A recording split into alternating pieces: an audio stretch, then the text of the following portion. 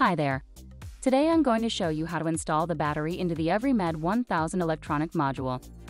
The battery for the evriMED1000 is a rechargeable lithium battery. A fully charged battery will provide 6 to 8 months of battery life.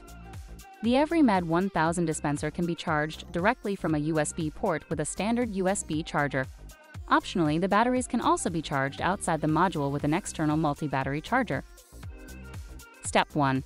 Installing the battery. Open the battery bay door as well as the module back cover. Gently twist the wires together if they are not already twisted. This ensures that the wires are not individually strained and that the load is spread when the battery is disconnected. Step 2. Position the module so that the battery connector is exposed. Step 3. Align the connector on the battery with the connector on the printed circuit board as shown in the photo. Make sure the connector is the right way up.